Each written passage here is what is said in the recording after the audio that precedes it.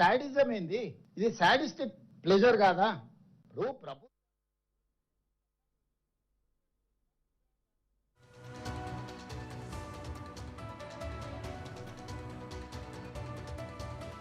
కార్మికులను unskilled, semi skilled, skilled, highly skilled అని 4 కేటగిరీలుగా విభజించామని సీఎం రేవంత్ రెడ్డి వివరించారు. మున్సిపల్ కార్పొరేషన్స్, మున్సిపాలిటీలు, గ్రామీణ ప్రాంత కార్మికులను 3 జోన్లుగా విభజించి ఆ 3 వర్గాల కార్మికులకు కనీస వేతనాలు పెంచామని తెలిపారు. ఇక ప్రభుత్వ నిర్ణయం జూన్ 1వ తేదీ నుంచి అమలవుతుందని అన్నారు. బీఆర్ఎస్ హయాంలో 10 ఏళ్ల పాటు కార్మికులు కనీస వేతనాలు అందక ఇబ్బంది పడ్డారని చెప్పారు.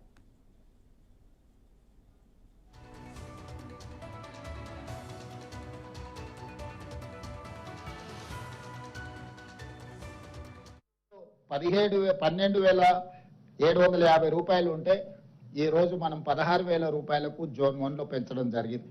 అదేవిధంగా సెమీ స్కిల్డ్లో 13,592 రూపాయలు ఉంటే దాన్ని ఇప్పుడు 17,000 రూపాయలకు పెంచడం జరిగింది.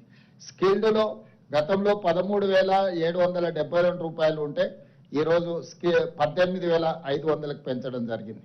హై స్కిల్డ్లో 14,607 రూపాయలు ఉంటే 20,000 రూపాయలకు పెంచడం జరిగింది. అంటే ఈ వేతనాలన్నిటిని కూడా అన్ని రకాల అంచనాలను వేసుకొని, ద్రవ్యోల్బణాన్ని దృష్టి పెట్టుకొని, నిత్యావసర వస్తువుల పెరుగుదల, ఇంటి రెంట్లతో సహా అన్ని రకాల సమస్యల్ని కార్మికుల యొక్క శ్రేయస్సు కోరి రాష్ట్ర ప్రభుత్వము ఈరోజు ఈ నిర్ణయం తీసుకున్నది. ఈ నిర్ణయం ద్వారా 1,11,00,000 మంది కార్మికులకు ప్రయోజనం చేకూరుతుంది. ఇది కార్మికులకు ఒక మంచి శుభవార్త. అందుకే ఈరోజు ముఖ్యమంత్రి హోదాలో తెలంగాణ రాష్ట్రంలో ఉండే 1,11,00,000 మంది కార్మికులకు మేలు జరిగే ప్రభుత్వ నిర్ణయం నేనే స్వయంగా సహచర మంత్రితో చర్చించి ఈరోజు కార్మికులకు నేను వివరిస్తున్నాను. కార్మికులకు ఈ సందర్భంగా నేను శుభాకాంక్షలు తెలియజేస్తున్నా. ప్రభుత్వం తీసుకున్న ఈ నిర్ణయం జూన్ 1, 2026 నుండి అమలు జరుగుతుంది. ఎందుకంటే జీతభత్యాలు కానీ ఉద్యోగి యొక్క ఎన్ని రోజులు పనిచేసింది అనేది ప్రతి నెల 1వ తారీఖు నుంచి లెక్కించబడుతుంది. కాబట్టి 1వ తారీఖు నుంచి 31వ తారీఖు వరకు లెక్క తీసుకుంటారు. అందుకే జూన్ 1, 2026 సంవత్సరం నుంచి ఈ ప్రభుత్వం తీసుకున్న నిర్ణయాన్ని అమలు చేయాలని ఈరోజు రాష్ట్ర ప్రభుత్వం నిర్ణయం తీసుకున్నది. 4 రకాల కేటగిరీ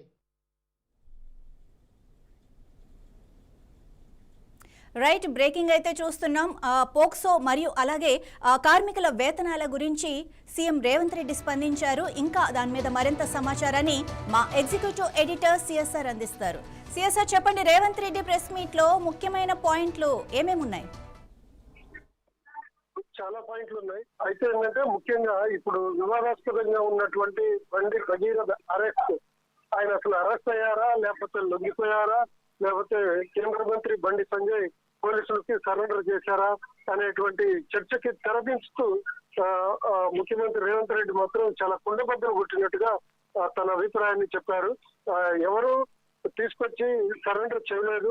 పోలీసులు రొటీన్ గా చేస్తున్నటువంటి చెకప్ లు అంటే తనిఖీలలో భాగంగా పోలీసు అకాడమీ దగ్గర అతను బండి భగీరథ దొరికాడు. పోలీసులే అరెస్ట్ చేశారు తప్ప బండి సంజయ్ ఇంకెవరో వచ్చి సరెండర్ చేయలేదు అని చెప్పి సాక్షాత్తు ముఖ్యమంత్రి చెప్పడం ఇప్పుడు సరికొత్త వివాదానికి దారితీసిందనే చెప్పవచ్చు.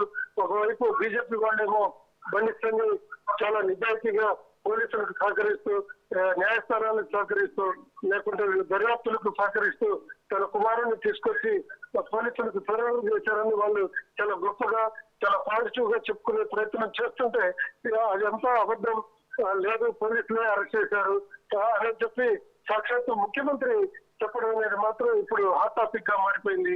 ముఖ్యమంత్రి బండి సంజయ్ చెప్పింది నిజం అనుకోవాలా, రేవంత్ రెడ్డి చెప్పింది నిజం అనుకోవాలా? ముఖ్యమంత్రి స్థాయిలో చెప్పిన వ్యక్తి, అందులో పోలీసులు అరెస్ట్ చేసేది పోలీసులే కనుక పోలీసులు చెప్పినటువంటి నివేదిక తప్పకుండా ముఖ్యమంత్రి వాళ్ళు చెప్పినట్టుగానే మీడియాకు కూడా చెప్పాల్సి ఉంటుంది. పోలీసులు ఒకటి చెప్పి లేకపోతే ముఖ్యమంత్రి ఇంకొకటి చెప్పే విధంగా అయితే ఉండదు. అందువల్ల పోలీసులు ఏమని చెప్తే అది తప్పకుండా ముఖ్యమంత్రి దాన్ని మీడియాకి రివీల్ చేయాల్సి ఉంటుంది. అదేవిధంగా పోలీసులు ఇచ్చినటువంటి సమాచారాన్ని ముఖ్యమంత్రి మీడియాకు వివరించడం జరిగింది.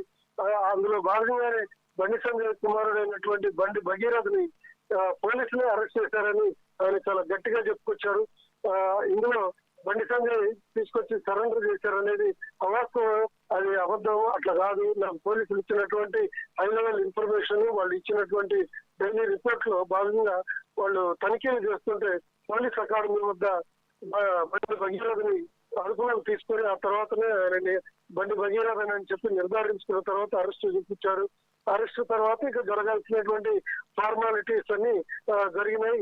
అవన్నీ మీకు తెలుసు కదా అని చెప్పి కూడా చాలా ముఖ్యమంత్రి చాలా డీటెయిల్ గా ఖరాఖండిగా చెప్పడం జరిగింది.